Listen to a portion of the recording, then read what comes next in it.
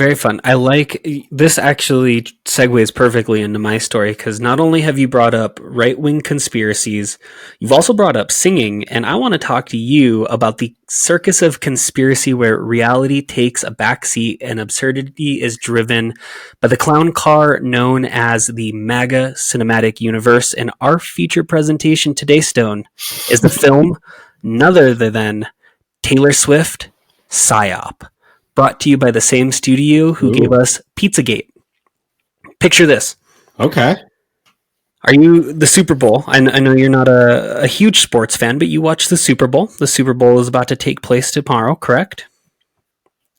Correct. Yeah. Well, what you didn't know, and only MAGA seems to know, and picture this, Taylor Swift, the unsuspecting puppet in a deep state invented romance with none other than Travis Kelce, meant purely to infiltrate American media, to brainwash the masses, and to rig the goddamn NFL.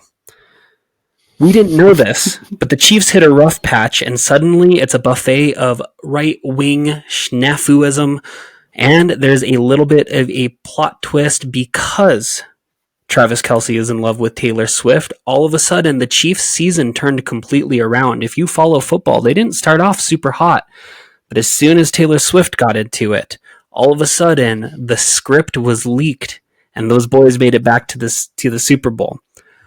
What I think is hilarious is this is, again, the same group that brought us Pizzagate, the Blockbuster, Stop the Steal, and fan favorite QAnon. But basically what they're saying is that Taylor Swift has created a fake romance with Travis Kelce in order to eventually campaign on behalf of none other than Joe Biden himself. They're using this as a way to gain media attention because, a pop star who is also a billionaire and sells out stadiums of 80,000 people on a nightly basis needs to date a football player in order to get an audience. But just be on the lookout. After the Super Bowl is over, there will be a Travis Kelce and Taylor Swift endorsement of Joe Biden. All is yet another attempt for Democrats to steal this country from the red-blooded conservatives. Now, what I find the most interesting about this story is that they think the U.S. government requires hacking the Super Bowl. I mean, they already tried once with the kneeling for the national anthem thing. Mm-hmm. They are aware of the hardware that we used in Iraq and Afghanistan, right?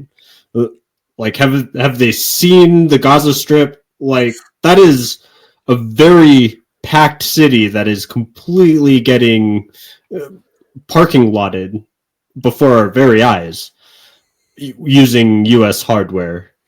If the U.S. government really wanted to take this country by force, like, one fucking Scud missile would destroy their podunk, shitty small town where these crazy people live. Mm-hmm. Like they could do that one at a time. Like, they could send literally one Abrams tank to every fucking small town in Texas and just demolish it. And like, oh, you guys fucking clearly aren't going to vote for Joe Biden. You're gone. You're no longer a voter anymore. You're no longer a person. Mm-hmm.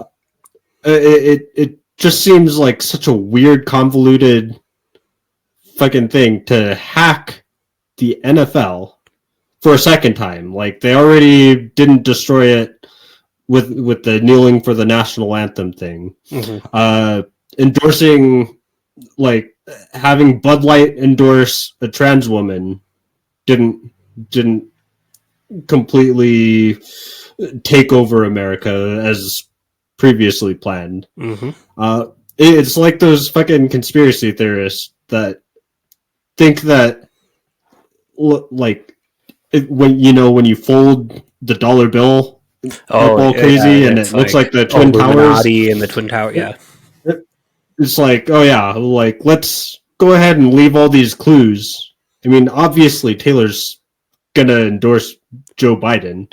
Not that I'm completely convinced he's even going to survive till the election.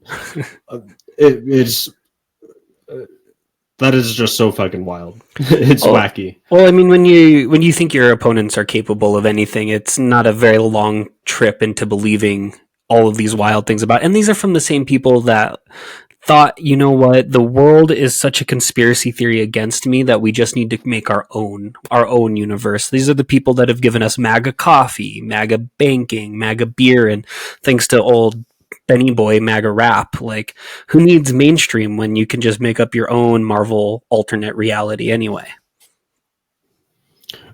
Yeah, yeah. Like things aren't going my way because I'm kind of a psychotic loser.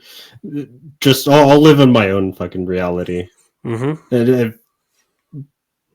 And facts do care about my feelings, just not yours.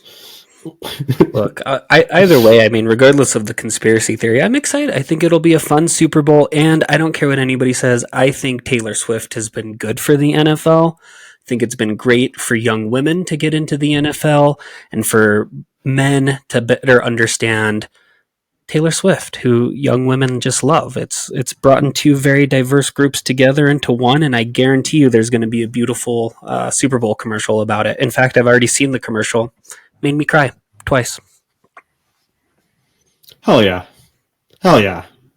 I yeah, I'm looking forward to the Super Bowl too. And you know, if if we could crush out all the MAGA with a single endorsement from Taylor Swift for the obvious candidate she's going to choose over Trump, then good, good. Let's there's nothing to fear anymore. You know, Nothing to fear but fear itself.